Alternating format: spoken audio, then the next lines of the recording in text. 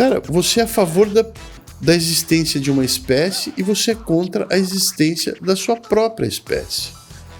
E se você não se amar, meu amigo, você não ama ninguém, nem os bichos que você fala que ama.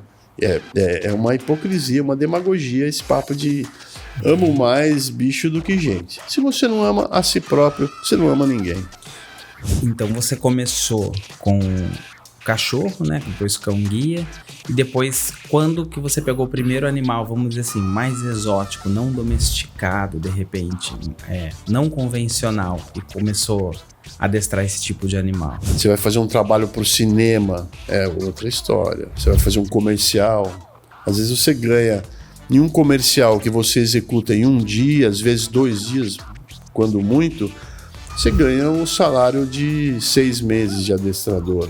E se você pudesse voltar no tempo, lá quando você tinha 18 anos, por exemplo, e dar um conselho para você mesmo, que conselho você daria?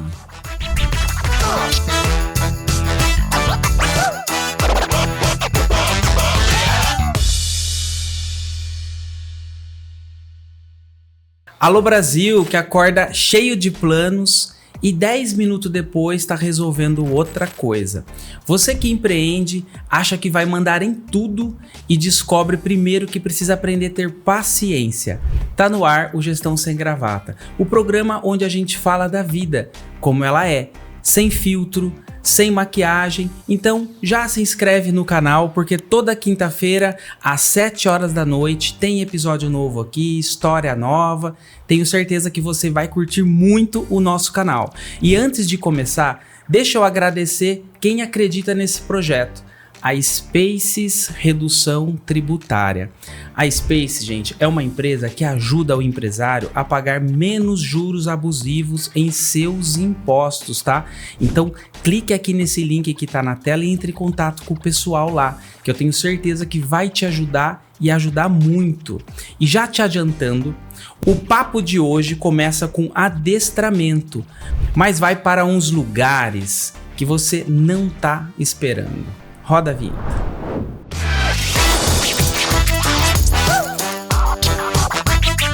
E hoje a conversa é com alguém que muita gente vai se identificar, eu tenho certeza. O papo de hoje tem erro, tem acerto, tem decisão pesada, muita coisa que não aparece nos vídeos. Vamos conversar com ele.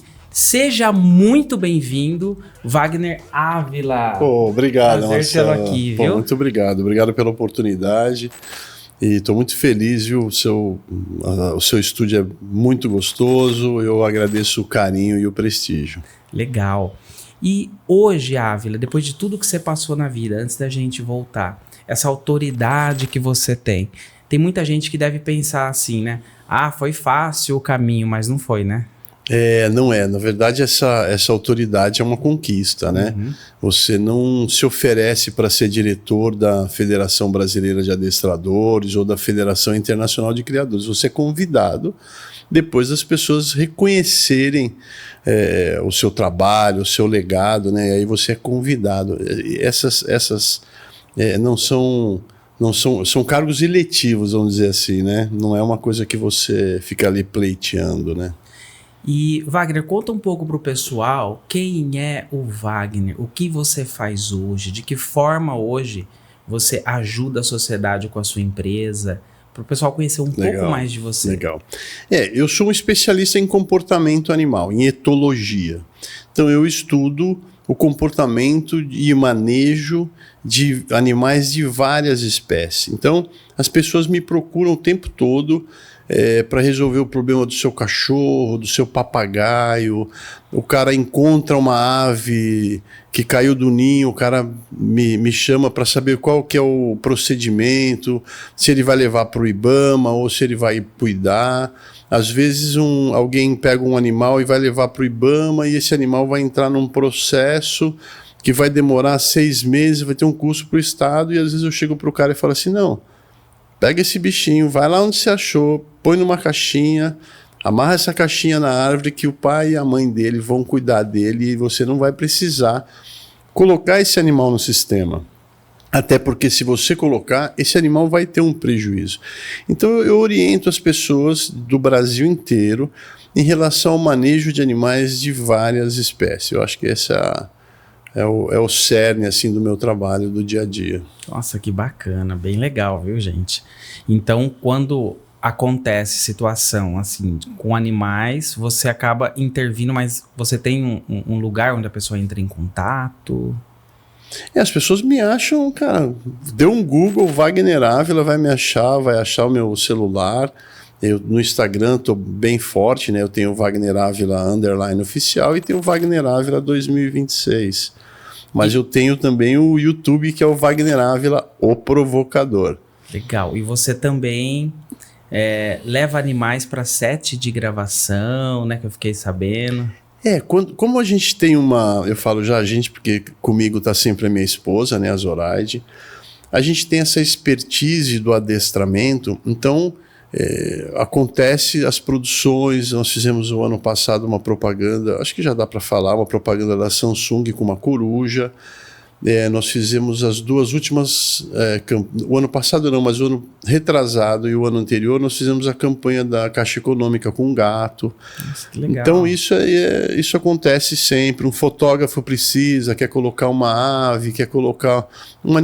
Na verdade, assim, às vezes o cara me procura para que eu faça a sugestão do animal, e às vezes ele já vem com uma ideia de que animal que ele quer usar num filme ou numa foto. E às vezes eu mudo a cabeça do cara também. O cara fala, pô, eu quero um macaco. Eu falo, olha, o macaco vai dar trabalho. Uma arara, às vezes o cara quer... Não, porque a arara é linda. Eu falei, mas ela tem um bico ali que ela pega um celular, ela quebra. Se você vai colocar numa modelo, ela vai puxar um brinco. É complicado. Então, às vezes a gente muda, né? Ajuda o diretor a atingir o objetivo dele de uma outra forma, que não é exatamente aquela que ele estava idealizando, né? Bacana. E essa paixão sua por animal, eu acho que começou lá de trás, né? A gente tá colocando uma foto aqui que ele mandou pra gente. Você já gostava de animal nessa época? Cara, isso aí eu devo ter uns 5 anos de idade. E essa foto foi feita lá em Alterosa, lá em Minas Gerais, na casa dos meus avós, do seu Alcebiades e da dona Alvarina, meus avós maternos. E eu vou te falar que o seu Alcebiades é um grande inspirador para mim. Ele é um homem da roça, né, já falecido. Ele era um homem que vivia da enxada. Então, assim, ele me inspirou muito, porque é uma pessoa muito simples, com muita sabedoria. Essa área de meio ambiente, de fauna, nós nos distanciamos muito nos últimos anos, né? Hoje 80% da população brasileira mora nas cidades e somente 20% mora no campo. E eu cresci indo para a casa dos meus avós. Eu nasci lá em Campina da Lagoa, no Paraná, mas aos 7 anos eu vim morar em Santo André, no ABC Paulista. Mas sempre nas férias eu voltava pro campo, né? Então o meu avô foi um cara que iniciou... Eu lembro que o meu avô foi a primeira pessoa que me ensinou o nome de um passarinho e me deu uma lição. Ele me mostrou o bem-te-vi e eu vi o ninho do bem-te-vi numa árvore e eu falei, pô, avô, eu quero um filhote daquele ninho ali. Ele falou, pô, vamos lá pegar. E ele pegou e me sustentou para que eu chegasse perto do ninho. Quando eu cheguei perto do ninho, os pais, cara, fazem um voo rasante, assim, passa na sua cabeça, assim, você acha que você vai tomar uma bicada. E eu comecei a chorar, falando, me tira, me tira. Ele me colocou de volta no chão e falou, você aprendeu alguma coisa? Eu falei, não se tira o filhote no ninho do passarinho, né? Essa foi a minha primeira lição. E daí fui aprendendo outras coisas com ele, óbvio, depois fui crescendo, fui tendo outras experiências, fui estudando. Eu falo que o caminho que eu passei me trouxe até aqui, né? Mas você morou muitos anos no campo? Olha, aos 7 eu vim para Santo André, né? Que é ABC Paulista, que é asfalto, né? É punk e periferia, né? Mas aos 19 eu fui para Viçosa cursar zootecnia, na Universidade Federal de Viçosa. De lá eu saí em 89. Em 89 eu voltei para a atividade urbana, porque eu nas férias de verão e de inverno eu trabalhava com eventos, sempre ligados ao Delfim Hotel, lá na Praia da Enseada, no Guarujá. No inverno, aquela mesma turma que trabalhava no Guarujá ia para Campos do Jordão trabalhar eventos. Naquela época, balada, anos 80, balada.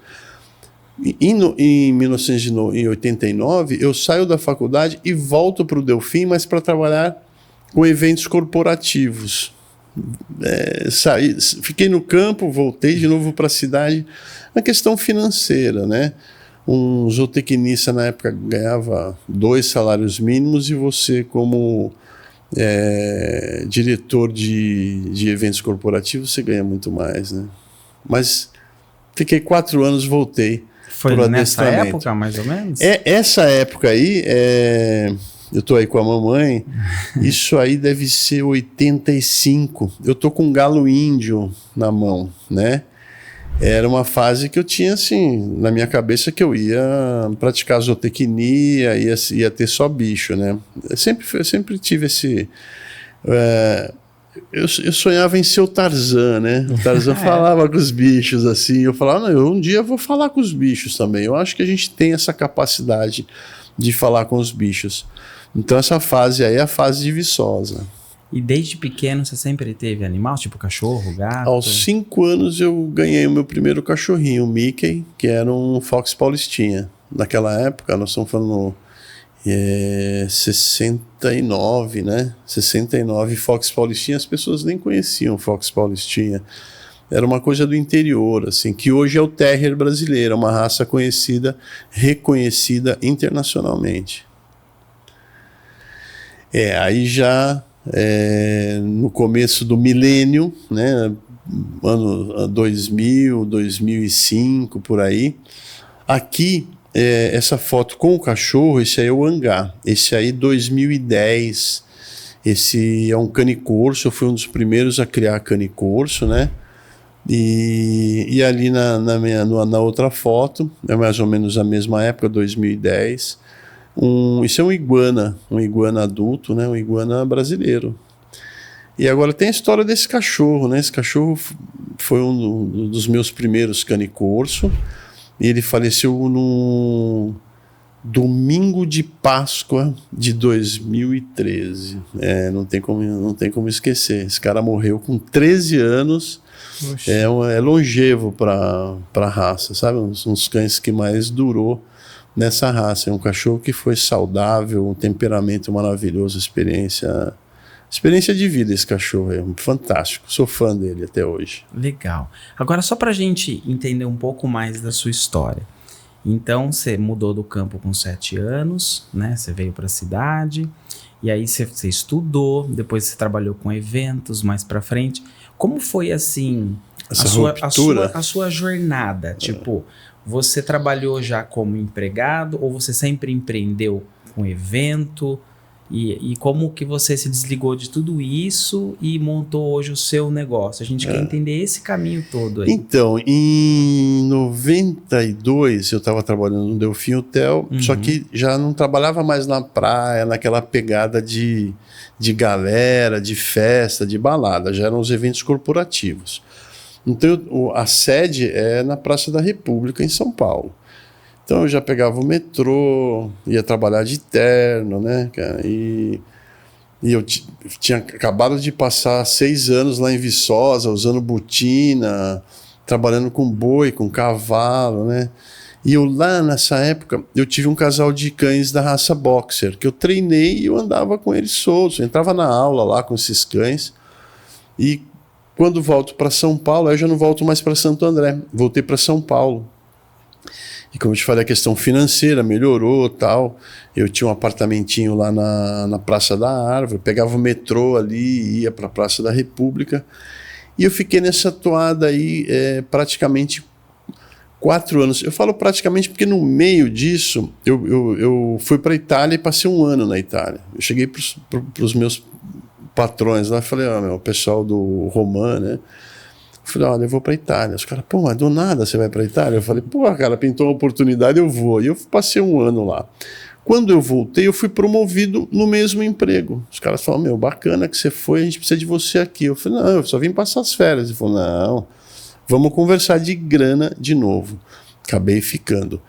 Mais 2 anos, que completando esses 4 anos, eu comprei um cachorro, para que esse cachorro me trouxesse de novo ao equilíbrio. Porque eu estava muito urbano. Quando você fica muito urbano, você fica muito materialista, você se afasta das coisas naturais. Então eu estava de novo na balada, só que agora com dinheiro no bolso, solteirão, isso é uma desgraça, cara, isso é uma perdição.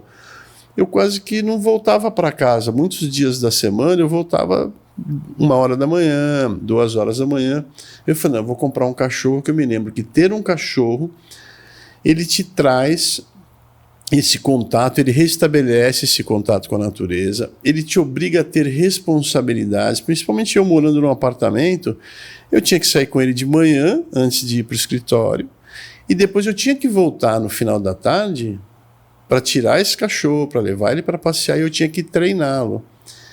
E da Praça da Árvore para o Ibirapuera são 10 minutinhos. Então eu comecei a pegar esse cachorro, descer até o Ibirapuera, fazer o adestramento dele, gastava a energia dele, voltava para casa, deixava ele ali e ia para o escritório. No final da tarde, voltava para casa, pegava esse cachorro, passeava no bairro e treinava esse cachorro. Bom, o resultado do cachorro começou a ficar excelente. E ao mesmo tempo eu comecei a ir para o Parque do Ibirapuera todo dia e comecei a ver que tinha adestrador ali ganhando dinheiro com adestramento. Eu fiz conta, né? De novo, voltando naquela questão financeira, né? Eu comecei a fazer conta, falei, pô, eu pego o metrô, eu passo o dia no escritório, aí eu tenho que comprar terno, sabe? Um terno custa caro, você não pode ter um terno. Quando você começa a ser, né? Você é gerente de eventos, você vai visitar diretores das grandes empresas, você tem que estar sempre na beca, né? Você tem que estar sempre arrumadinho. E eu comecei a fazer cálculo, quanto que eu gastava para manter o meu emprego? E esse custo-benefício? Pô, tô vendo o cara lá no Ibirapuera ficar com o cachorro o dia inteiro, o cara de short. Muitas vezes o cara tava descalço, velho. Fala, pô, eu quero trabalhar de short e descalço também. E o ambiente do Ibirapuera, né? Aquele pessoal praticando esporte, é um ambiente super bacana. E algumas pessoas me viam treinando meu labrador e perguntavam quanto é que eu cobrava para adestrar. Eu falava, mano, eu não cobro nada, eu não adestro, eu só adestro o meu. Pô, mas se você adestra o seu, por que você não pode adestrar o meu? Cara, eu fui lá perguntar para um adestrador, quanto é que você cobra? Ele falou, cobra um salário mínimo. Eu falei, pô, meu. Cara, cobra um salário mínimo para ficar aqui no parque, velho. Eu vou fazer isso, cara.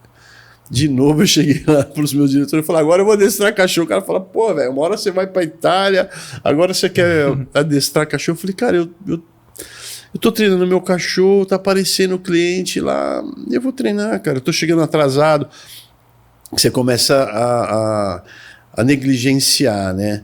Comecei a chegar atrasado no escritório, sabe? Chegava cansadão também porque eu ia pro parque, cansado mais ou menos, cansado de estar no escritório, né? Cara, eu comecei a pegar clientes no Parque de Ibirapuera. E aconteceu uma coisa muito bacana comigo. Como eu tinha o conhecimento de zootecnia, eu fui muito criterioso na compra do meu labrador. E quando você é criterioso, você acaba encontrando pessoas criteriosas. Então, para comprar o meu cachorro, eu fui muito criterioso, então eu estabeleci contato com criadores de excelência. E um desses criadores é a doutora Mônica Grimaldi, que é uma pessoa muito conhecida, muito respeitada. Ela é ainda presidente da Associação Cão Guia de Cego. E ela chegou para mim, vendo o meu trabalho, acompanhando o meu trabalho, uma pessoa comenta, outra pessoa comenta, esse mundo é grande, mas não é muito, né? Ela me perguntou, você quer treinar um cão guia? Eu falei, eu acho que, poxa, maravilhoso um negócio desse, cara. Você poder ajudar uma pessoa com um cachorro, puta que legal. E o Pedro, o usuário do cachorro, ele era mecânico ali na Brigadeiro Luiz Antônio. Pô, conheci o Pedrão, gente boa pra caramba. Pô, vou treinar o cachorro pro Pedro.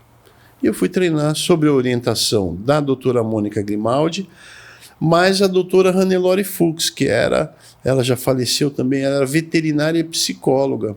Ela foi treinadora do Jockey Club, duas mulheres fantásticas, e elas me deram esse suporte.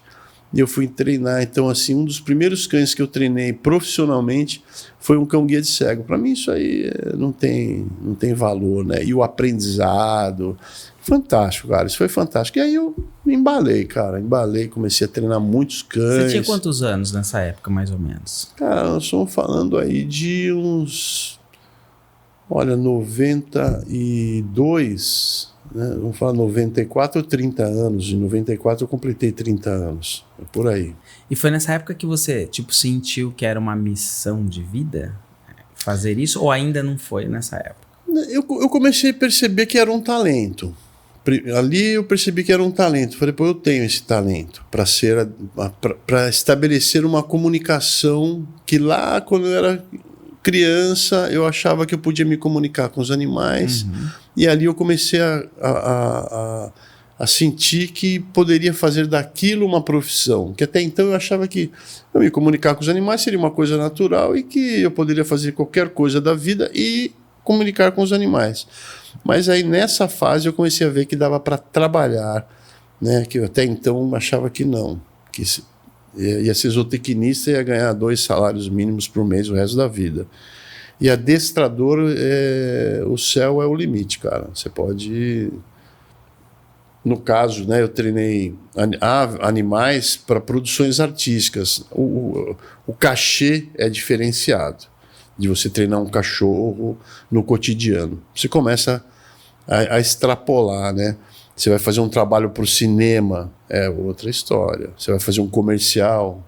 Às vezes você ganha em um comercial que você executa em um dia, às vezes 2 dias, quando muito, você ganha o salário de 6 meses de adestrador.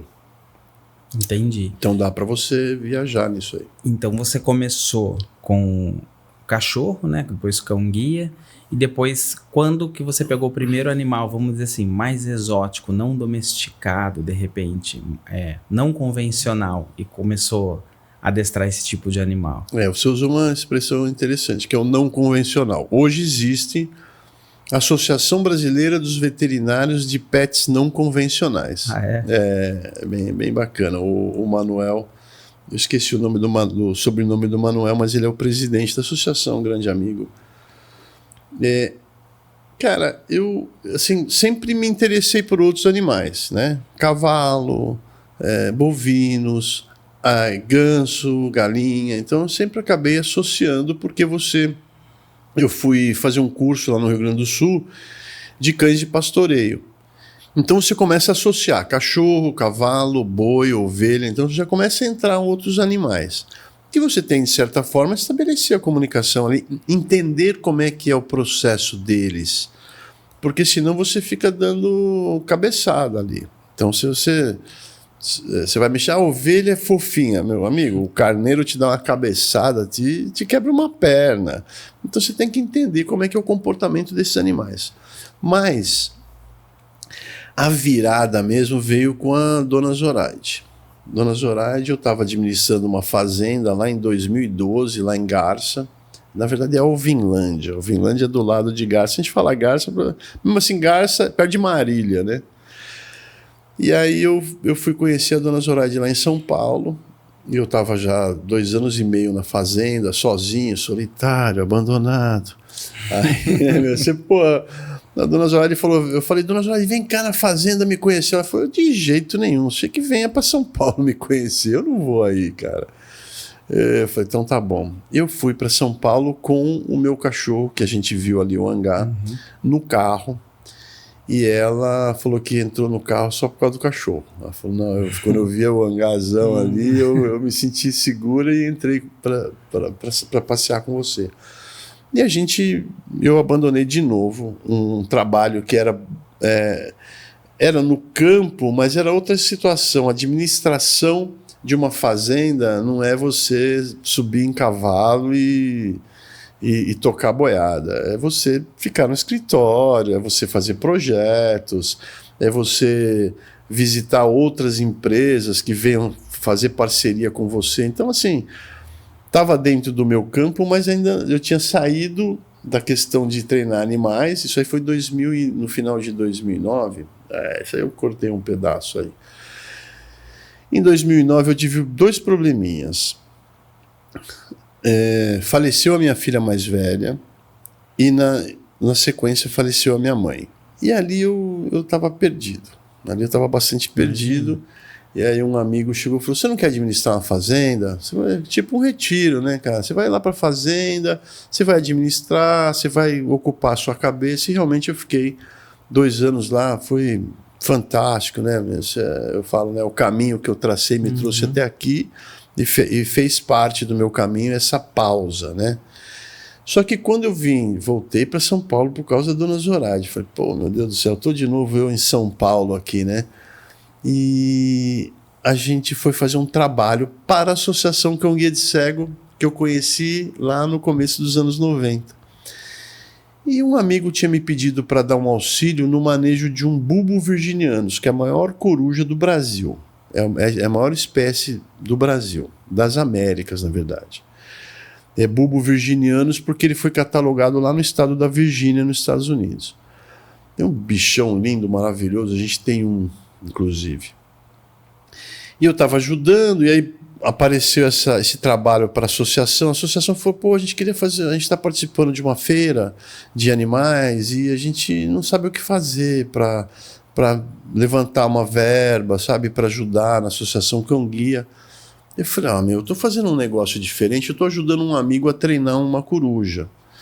Ai, que bacana, doutora Mônica Grimaldi. Ai, que bacana, porque a coruja é o maior globo ocular em relação ao crânio, e ele tem uma visão noturna, visão diurna, e tem uma visão excelente, a gente vai fazer o link de algum jeito. O que nós fizemos? Eu e a Zoraide, a gente estava tentando montar uma empresa de fotografia, porque o meu cunhado mora em Londres e é um excelente fotógrafo. Nós falamos, pô, vamos imitar lá o Fernando. Se o Fernando fez sucesso em Londres, nós vamos fazer em São Paulo. E nós montamos um stand para fotografar. As pessoas vinham fotografar com a coruja e pagavam uma verbinha para a associação.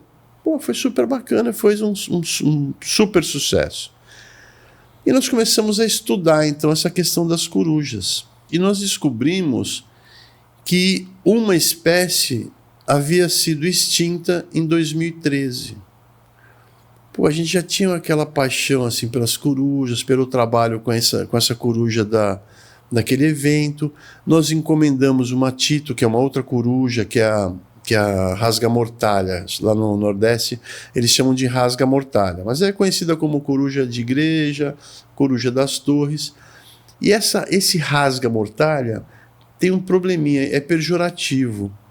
O animal passa por cima da residência do caboclo, e aí nós estamos falando de caboclo mesmo, gritou, no dia seguinte morre alguém na casa do cidadão. Então eles começam então a abater esses animais, para que esses animais não tragam essa má sorte, não tragam esse mau agouro para a sua família. E nós vimos, pô, tem muita ignorância em relação às corujas. Cara, e aí a gente viciou em coruja. A gente começou a pesquisar, a estudar, a treinar. Aí nós começamos a treinar outras aves de rapina. Eu treinei uma águia chilena para o Richard. A gente vai ficando conhecido, né? Nós somos um Silvio Santos, nós levamos coruja para o Silvio Santos. Ele não chegava perto, aquela figura, né, cara? Nós somos um ratinho. E hoje a gente tem 6 espécies de corujas. São todas criadas, são todas de origem legal, criadas em criadouros comerciais, e a gente ajuda as pessoas, né? Como eu te falei ali, as pessoas do Brasil inteiro ligam às vezes para a gente e falam, pô, eu achei um bichinho e eu vou viajar 50 quilômetros para levar no Ibama. Eu falo, cara, não, cuida desse bicho aí no pé daquela árvore que você achou lá, devolve para os pais, você vai resolver sem pesar para o Estado, e se você fizer isso, você tira esse animal do aprendizado natural dele.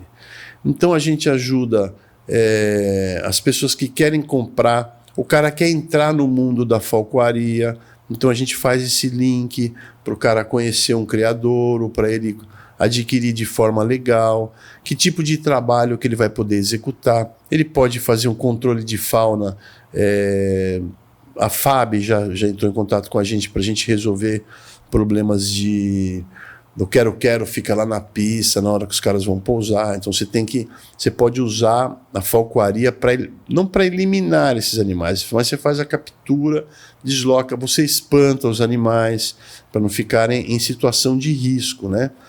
E não é nem tanto o risco para o animal, é o risco para as aeronaves, né? Então, nós começamos a nos especializarmos mais em aves de rapina, mas a gente, cara... Legal. E a sua empresa hoje, então, ela é praticamente assim uma consultoria quando a pessoa precisa resolver esse tipo de situação. Então, hoje vocês são conhecidos, as pessoas procuram vocês com esses, vamos dizer, problemas específicos. Tem como resolver essa situação? Aí você passa um orçamento. Como funciona, falando agora a língua do empresário? Tá. Você matou a charada. Hoje a gente, o grosso que entra na nossa empresa é complicado, né? Mas a maior parte, né, dos trabalhos que nós fazemos hoje é sim de assessoria e consultoria. Então a pessoa quer montar uma fazendinha, então me pede para fazer um projeto. O cara quer montar um zoológico. Hoje você pode montar um zoológico particular. Você não precisa ter um zoológico que vai receber bilheteria. Você pode. Não sabia, pode? Tem muita gente que você conhece que tem zoológico particular? Muita gente que tem muita grana, né? Porque é muito caro. Né? É muito caro. Tem algum artista que você pode falar o nome que tem um zoológico particular? Ou alguém que você... Cara, olha, assim, explicar uma coisa. O zoológico particular ele é uma categoria. Então, assim, o cara não precisa ter um zoológico, a categoria zoológico. Ele pode ser simplesmente um mantenedouro. O zoológico é porque ele quer espécies não comerciais. Já não é convencional, né? Mas não comerciais. Por exemplo, você não pode ter uma onça pintada. Mas se você tiver a categoria zoológico, você pode ter uma onça pintada. Para você ter uma categoria zoológico, você tem que montar uma infraestrutura onde tem responsáveis técnicos. Você tem veterinário, zootecnista, biólogo. Então você tem que montar uma estrutura de zoológico. Alguns cantores aí sertanejos, eles têm zoológicos, tá? Mas a maioria das pessoas que tem um mini zoológico, eu tenho um mini zoológico, mas o meu não é categoria zoológico. Eu sou só um particular que tem várias espécies. Mas eu não recebo visita. Eu recebo visita, se você quiser ir lá me visitar, tudo bem. Mas eu não faço programas turísticos. Entendi. Eu não compro animais que estão fora da lista da criação comercial. Então, se você quiser ter animais fora da lista comercial, você precisa mudar de categoria. E aí a gente ajuda o cara a montar um zoológico. E aí eu monto uma equipe. Aí eu trago um biólogo que é especializado num determinado... Às vezes o cara quer montar um zoológico só de aves. O outro quer ter felinos. O outro quer ter... o cara quer trazer um hipopótamo. A gente vai trabalhando isso. Tenho bons amigos aí, pessoas que já têm algum zoológico. Aqui em Cotia, o Animalia Park é de amigos. O Animalia Park é gigantesco, né? É o maior da América Latina hoje.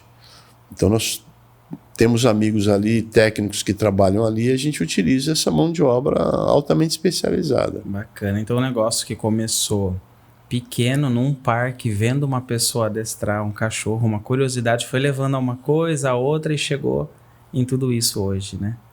Graças a Deus. Que bacana. Graças a Deus. Eu tenho aqui algumas interações do Instagram, eu tenho 4 perguntinhas aqui, vamos já usar uma nesse bloco aqui.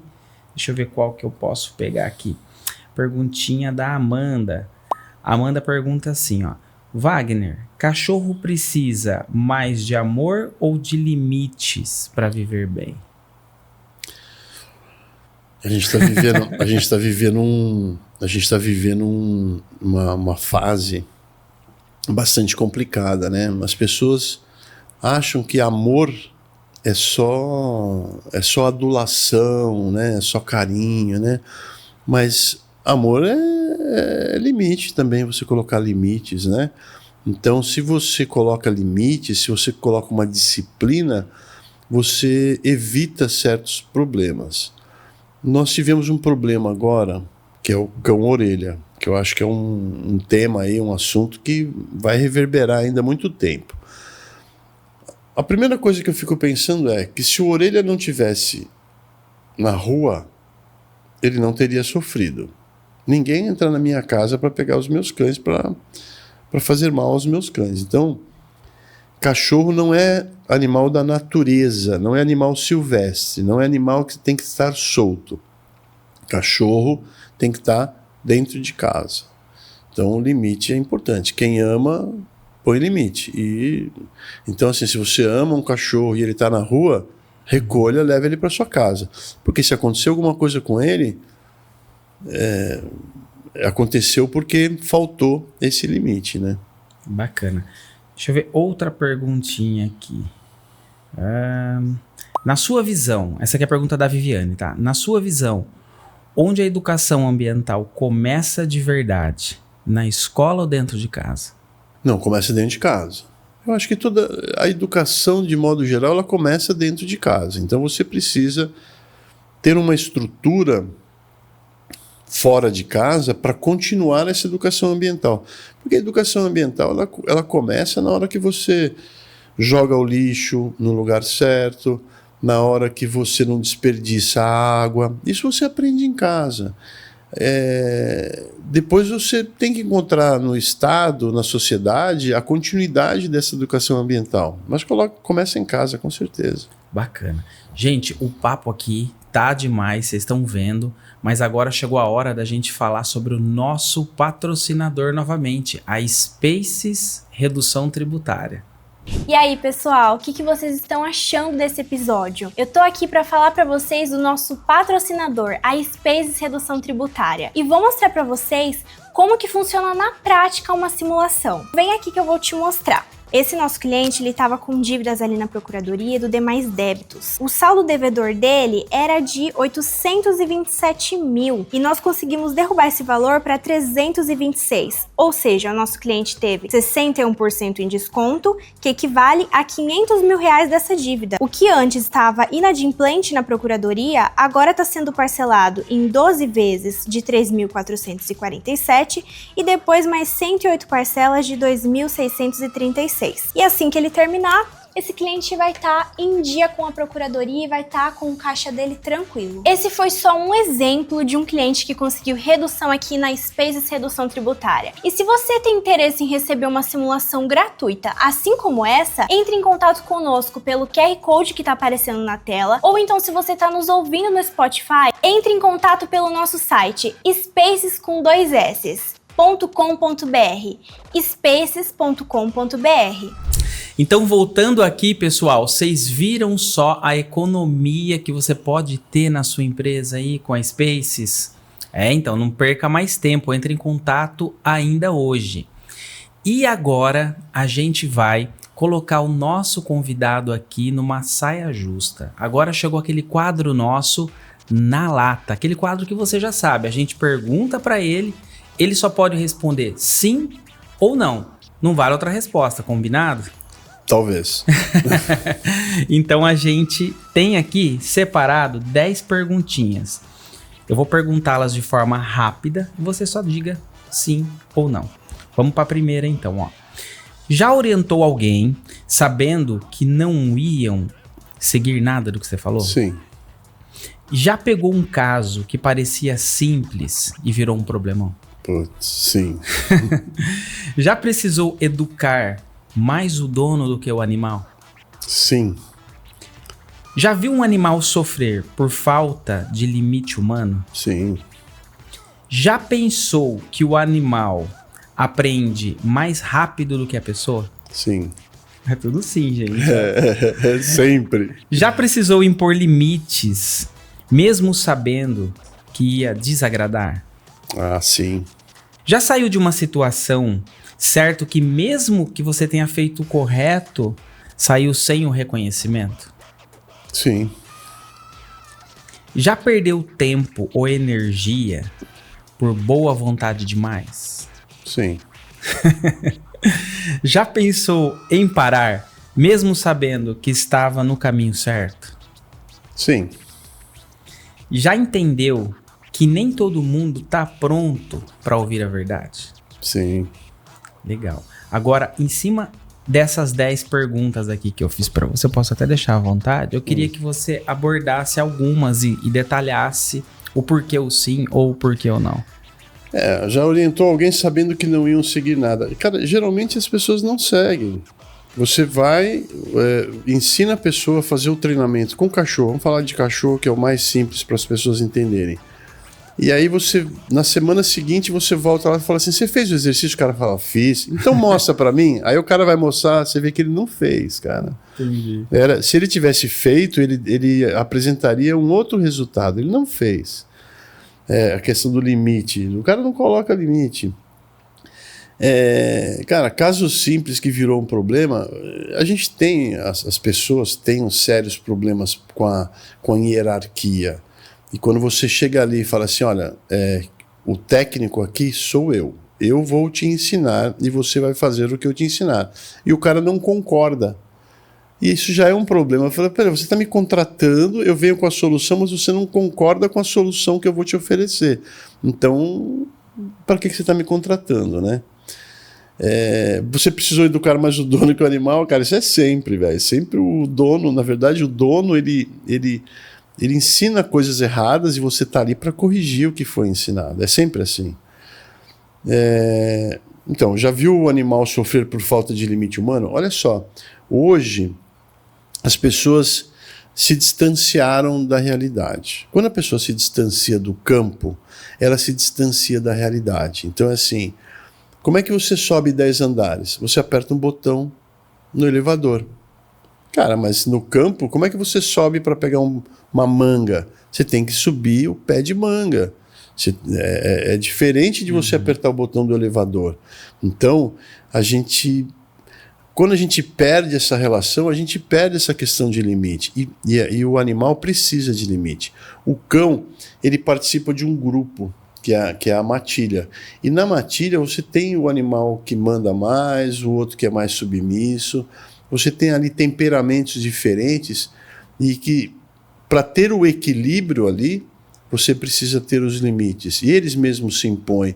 Você vê a cadela, às vezes o filhotinho está lá pentelhando a cadela, pega e dá uma bocada por cima do cachorrinho. Assim, às vezes o cachorrinho até chora, mas ela está educando aquele filhote para a vida, para a realidade. E às vezes a pessoa não quer. Eu não vou ser ríspida. Ontem eu vi uma veterinária dizendo que você não pode dar um cutucão no cachorro. Cara, se o teu cachorro está excedendo os seus limites, vale a pena você dar uma cutucada nele, ele voltar para trás, aí você falar, aí sim. Você mostrar para ele o caminho, às vezes, você tem que dar um toque, como faria a mãe dele, né? Já precisou impor limites, mesmo sabendo que ia desagradar? Então, é isso que eu estou te falando. Sempre, quando você é um treinador, você sempre vai ter que pôr limites, impor os limites.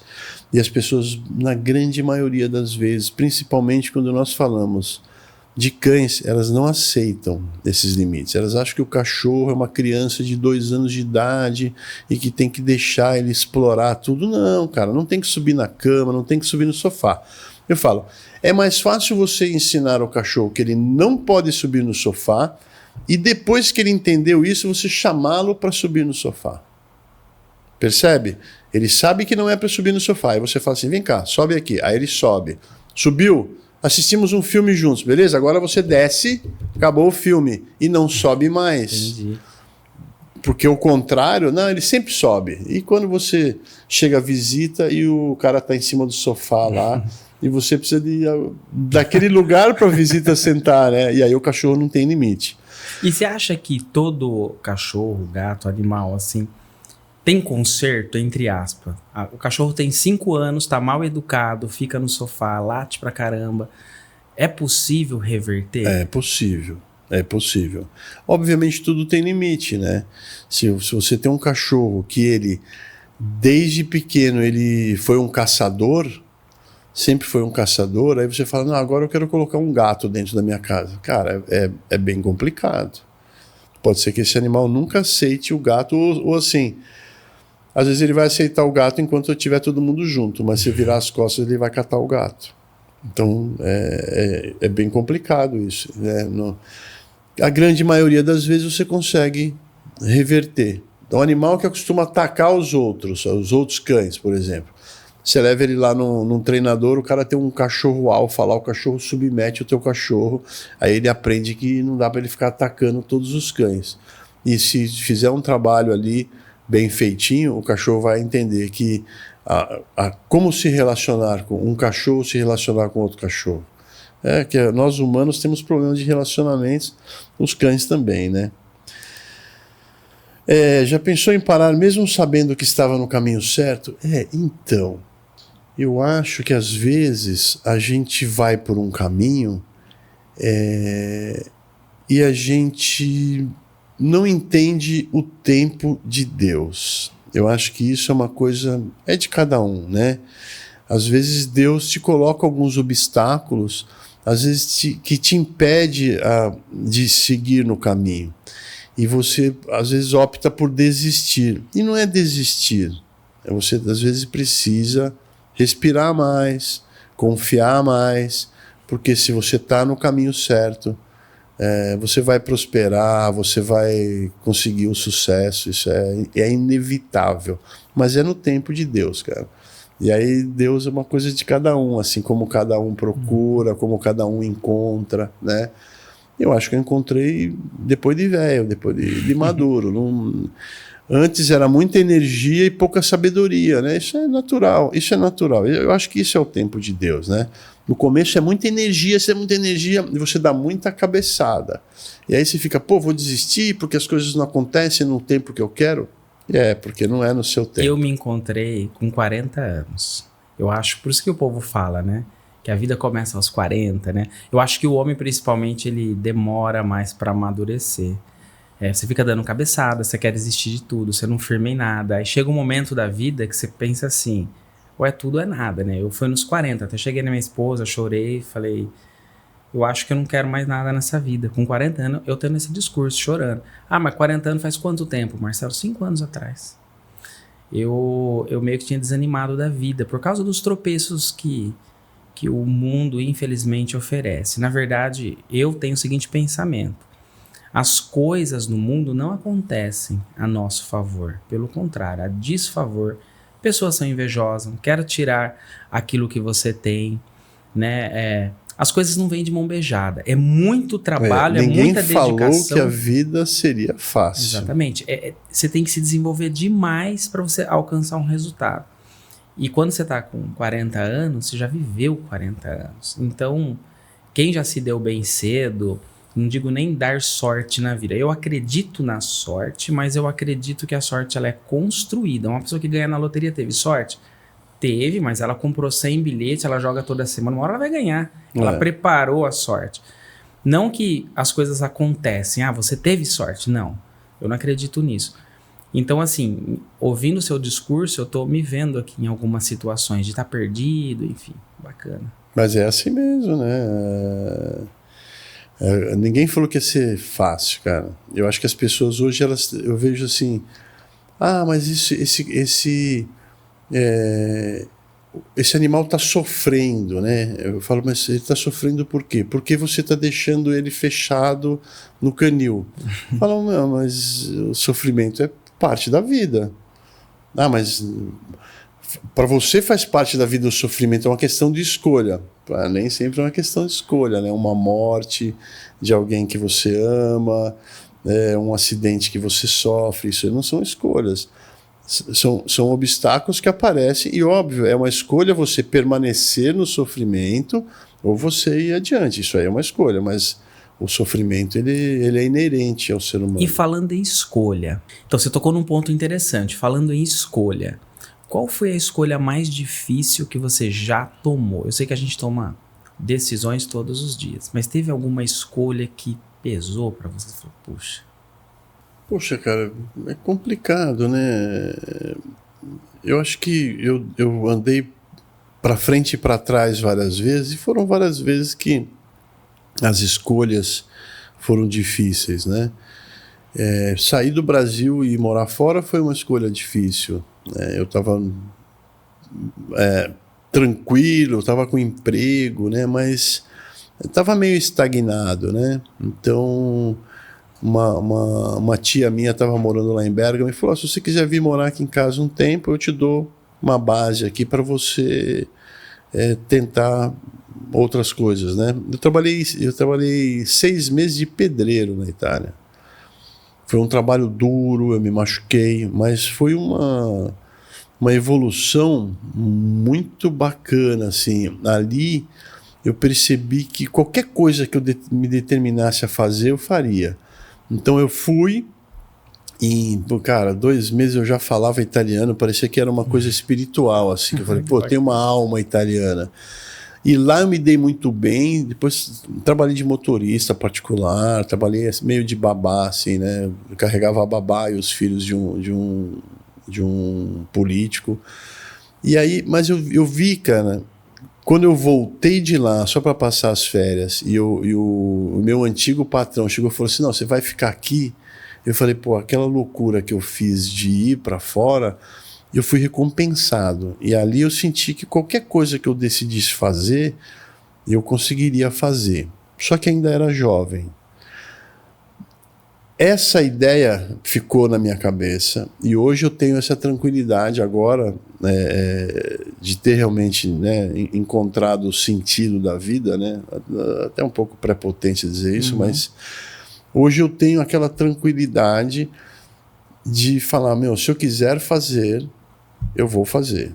Se eu quiser atingir um objetivo, eu vou atingir esse objetivo. No tempo de Deus. Eu tenho que ter essa tranquilidade, porque ele tem que ser meu parceiro. Mas eu acho que essa ruptura que eu fiz foi muito importante. Foi lá por volta dos 30 anos. Interessante. E se você pudesse voltar no tempo, lá quando você tinha 18 anos, por exemplo, e dar um conselho para você mesmo, que conselho você daria? Então, eu acho que eu não me daria conselhos, né? Porque uma coisa que eu já disse aqui, e eu tenho dito muito isso para as pessoas que são próximas, que a gente está trabalhando junto, eu falo, olha, o caminho que eu tracei me trouxe até aqui. Então, teve uma fase que por conta de... a parte financeira, quando a gente é novo, é muito importante esse sucesso, você poder comprar um carro, você poder comprar um apartamento, né? Então lá em 2003, 2004, eu entrei numa depressão profunda e eu tive uma falência e realmente eu achei ali que eu tinha perdido tudo. Só que quando você acha que você perdeu tudo, é que você começa a entender o que tem realmente valor. Então, eu faço uma metáfora, né? Cair no fundo do poço com a cara virada para baixo, com a cara na lama. Você tem que aprender que você tem que virar de costas para a lama para você enxergar uma luzinha lá em cima. Depois você tem que escalar a parede do poço para começar a colocar a cabeça para fora do poço. Para você sair do poço, ficar em pé do lado de fora e caminhar, é outro aprendizado. Tudo isso é aprendizado. Se eu não tivesse caído de cara no fundo do poço, eu não teria aprendido o que eu aprendi. E eu não teria essa tranquilidade, essa paz que eu tenho hoje. Então, o conselho que eu ia me dar lá atrás não ia me servir. Como muita gente deve ter chegado e me dado o conselho, eu falei, mano, o que você sabe da minha vida, né? Eu estou num momento aqui que eu quero me matar, eu quero acabar com a minha vida, que a minha vida é só sofrimento. E eu falei que em 2009 eu perdi minha filha mais velha e perdi minha mãe, né? E foi uma coisa assim, eu estava numa fase muito ruim, eu falei, o que pode piorar na minha vida? Faleceu minha filha mais velha. Eu falei, pô, não dá para ficar pior. Faleceu a minha mãe. Nossa. Aí eu falei, opa, toma cuidado com o que você fala, velho, com o que você imagina que é a realidade, porque dá para ficar pior. Agora, você precisa ter a tranquilidade de ter um parceiro que é o único que vai estar do teu lado, que é Deus, cara. Se você não tiver esse cara do seu lado, qualquer coisinha vira um problemaço, cara. Mas se ele estiver do teu lado, você fala, pô, vai ter solução, eu vou atingir o meu objetivo. Então conta pra mim, se hoje a sua empresa fosse, tudo que você faz fosse um personagem de filme, desenho, fosse um filme, uma série, qual seria e por quê? Cara, vocês não vão lembrar, até porque você nunca viu mesmo, e o pessoal que está assistindo, só os mais velhos vão lembrar, do Daktari. O Daktari é um hospital veterinário na África. E eles cuidavam de vários animais de várias espécies. E ali tinham vários problemas, vários problemas. Você tem problemas que eles não é do animal, é da sociedade.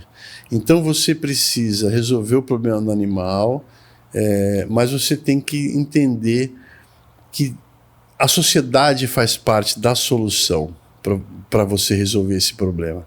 Então acho que o Daktari seria uma coisa bem bacana, apesar que lá era um hospital veterinário e nós somos um hospital comportamental, né, psicológico. Eu acho que a gente tem um monte de problemas para a gente resolver no Brasil, que tem a ver com animais, mas que nós temos que trazer a sociedade para que ela entenda o problema, para que a gente chegue a uma solução. Eu sempre estou repetindo nas minhas redes sociais, se vocês não conseguem enxergar o problema, vocês nunca vão chegar a uma solução. Posso dar um exemplo? Pode, à vontade. Nós temos 20 milhões de cães errantes no Brasil. As pessoas falam que são 20 milhões de cães abandonados. Bom, se você tem 20 cães abandonados, qual que é a solução? É não abandonar. Então vamos colocar leis severas ao quem abandona o seu cachorro. Mas você não vai resolver o problema porque os cães não foram abandonados. Esses cães, 20 a 25% desses cães foram abandonados ou extraviados. O cachorro abandonado é abandonado. O cara chegou uma hora lá, o cara foi lá na periferia lá, botou o cachorro para fora do carro e ele saiu voado, ou às vezes até amarra o cachorro num poste e sai voado. O cachorro extraviado passou uma cadelinha no cio, ele pulou o muro, foi atrás da cadelinha e nunca mais voltou para casa. A pessoa tem o hábito de soltar o cachorro de manhã e ele volta de tarde. É o cachorro dela ali, mas é um cachorro semi-domiciliado. Aí um dia ele sai e ele não volta. Esse cachorro é um cachorro extraviado. De 20 a 25% desses 20 milhões de cães estão nessa categoria, ou seja, 1/4 do problema tem a ver com abandono ou extravio. Todas as campanhas que eu vejo estão focadas nesse 1/4. Cara, então você tem 3/4 que não tem solução, porque simplesmente as pessoas não enxergam esse problema. Então, na minha ótica, eu tenho que trazer a população para enxergar esses 3/4 do problema. Porque se a gente resolver esses 3/4, o outro 1/4, você vai falar, olha, vamos fazer leis aqui rígidas, vamos microchipar esses cães que estão nas casas das pessoas, e se ele for encontrado na rua, você vai ser localizado, você vai ser multado, você pode até ser preso. Se o teu cachorro derrubar um motoqueiro e ele quebrar a perna, você vai se responsabilizar pelo hospital, pelo tempo que ele vai ficar parado sem trabalhar. Mas esse é 1/4. E as pessoas hoje acreditam que esse 1/4 é o problema e todas as soluções que são elaboradas, leis que são elaboradas, focam nesse 1/4 do problema. Ou seja... Entendi. E hoje, então, você usa suas redes para propagar e explicar todas essas situações. Eu vou deixar até aqui embaixo, o pessoal que está assistindo, o seu Instagram. É no Instagram que você coloca os vídeos. No Instagram e no YouTube. No YouTube também. No YouTube, Wagner Ávila, o Provocador. Eu acho mais fácil no YouTube de você pesquisar a biblioteca. No Instagram é legal porque você, todo dia ali, você tem coisas pontuais. Então estamos falando do orelha, estamos falando do gado que está sendo expropriado lá no Pará. O gado saiu do pecuarista e foi para a mão do IBAMA. E agora esse gado tá morrendo à míngua, de fome. E as pessoas não estão sensibilizadas por conta desse gado. E eu estou ali falando para que as pessoas olhem para isso. Mas no YouTube você pode fazer uma pesquisa. Os bois de Cunha, que foi lá em 2022. As búfalas de Brotas, que foi em 2021. Aí você vai achar esses temas e vai entender como é que as coisas foram acontecendo. Bacana. Deixa eu ver que eu tenho mais pergunta aqui. Pode perguntar. Tá? Deixa eu verificar. Tem uma do Diogo aqui, ó. Humanizar demais o animal pode prejudicar o comportamento dele? Acho que você já até falou sobre isso, mas só respondendo o Diogo. Então é um fenômeno atual, né? As pessoas não conseguem enxergar o cachorro como cachorro. Então o cara vê às vezes você correndo de bicicleta com o cachorro e o cara fala, tá vendo, tá judiando do cachorro. E o cara dá excesso de comida e mantém o cachorro obeso lá na casa dele. Pô, mas por que é obeso? O cara é obeso, o cachorro é obeso e aquilo ali ele acha que tá tratando bem. O outro anda de bicicleta e põe o cachorro para correr, tá maltratando o cachorro. Só que o cachorro tá bem, tá saudável. Tudo você tem que ter coerência, mas humanizar, infelizmente, é uma coisa que as pessoas estão achando que é tratar bem e não é. E a última pergunta aqui é a do Luiz. A pergunta dele é a seguinte: depois de tantos anos de luta pela fauna, você ainda acredita que o ser humano pode mudar nesse sentido? Eu acho que a gente volta naquela história do distanciamento, né? O ser humano está se distanciando do meio ambiente. O cara acha que ele não é parte da fauna. Então o cara fala assim, vai acabar a fauna. Mas eu sou parte da fauna. Tem gente que... Tem uma coisa que eu fico extremamente incomodado, quando a pessoa fala assim, eu amo mais gente do que bicho. Aliás, eu amo mais bicho do que gente. Eu falo, amigo, você é bicho. Se você ama mais bicho do que gente, a tendência é você se amar. Mas se você não consegue enxergar que você é bicho, então você está cometendo, além de você estar cometendo um equívoco, você está indo contra a existência da sua espécie. Se você aprender com os bichos, você vai ver que a primeira espécie que o animal defende é a própria espécie. Se você não defende a sua espécie, você está fadado à extinção. Você quer ver uma coisa? Quando a gente vê a campanha do pessoal que quer o aborto, o pessoal que quer o aborto, geralmente esse pessoal não quer o aborto de uma cadelinha de rua. É uma maldade você causar o aborto de uma cadelinha de rua. Mas aí você vai e fala que o aborto de um ser humano você acha que é normal. Cara, você é a favor da existência de uma espécie e você é contra a existência da sua própria espécie. E se você não se amar, meu amigo, você não ama ninguém, nem os bichos que você fala que ama. É uma hipocrisia, uma demagogia esse papo de amo mais bicho do que gente. Se você não ama a si próprio, você não ama ninguém. Tá. E agora só para eu entender aqui, para a gente fechar.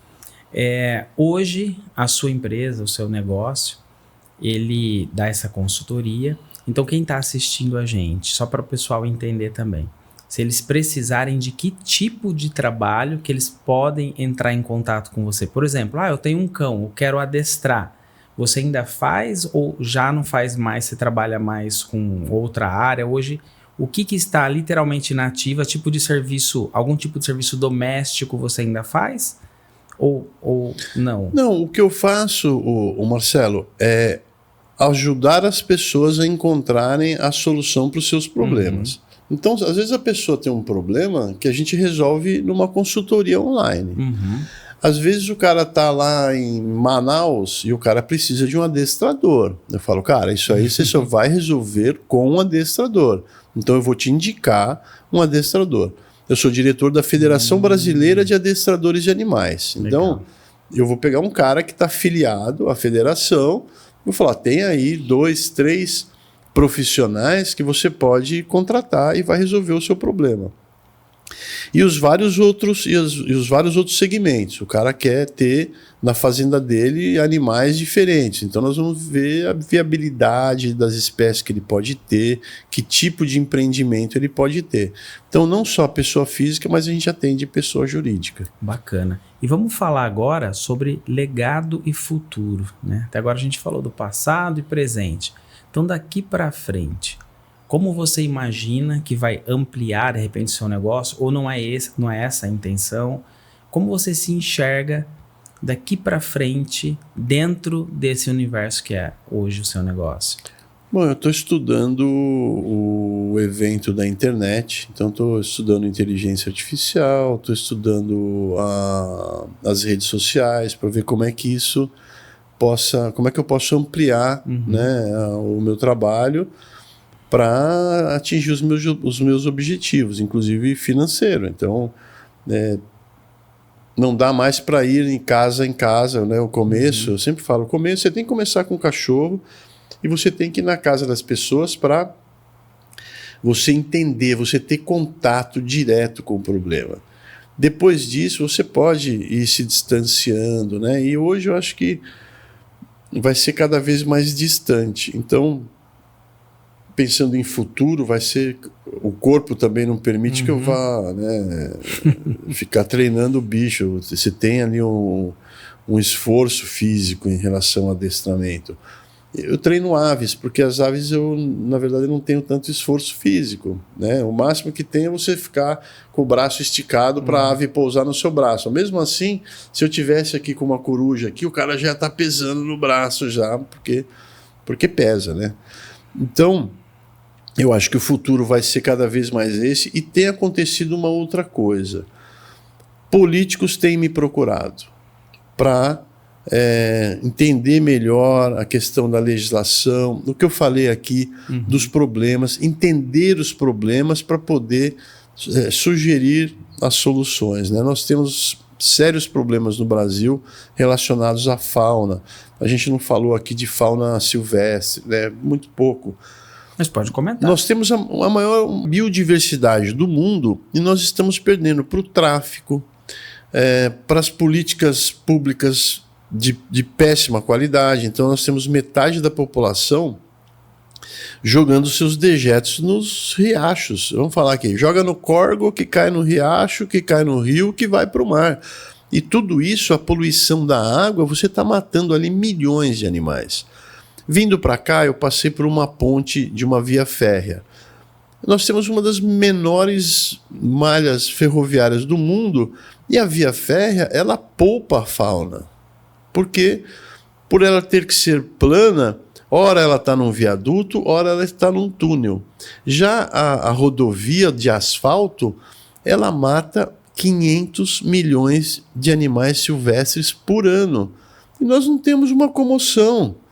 Nós não temos uma comoção nacional, nós não temos políticas públicas para mitigar essa perda, somado ao tráfico. Eu vou te falar, os caras valorizam o tráfico, porque o tráfico, não dá para comparar o tráfico com animais atropelados. As pessoas normais, o cidadão de bem está atropelando os bichos nas rodovias, e ele acha que, bom, eu só atropelei um na minha vida. Mas você atropelou um, o outro atropelou dois, teve animal que você não viu. Mas eu atropelei, era só uma cobra. Mas é um animal silvestre. Então, eu vejo que falta essa consciência sobre a nossa fauna. Nós temos hoje o criador de animais silvestres sendo criminalizado. Ele é perseguido, cara, ele sofre prejuízos, multas que inviabilizam o seu negócio. O traficante, ele vai, cara, pega os animais lá, aí a polícia pega o cara, solta o cara no outro dia e o cara volta a traficar, porque vale a pena. Hoje vale a pena você ser um traficante de animais silvestres do que ser um criador.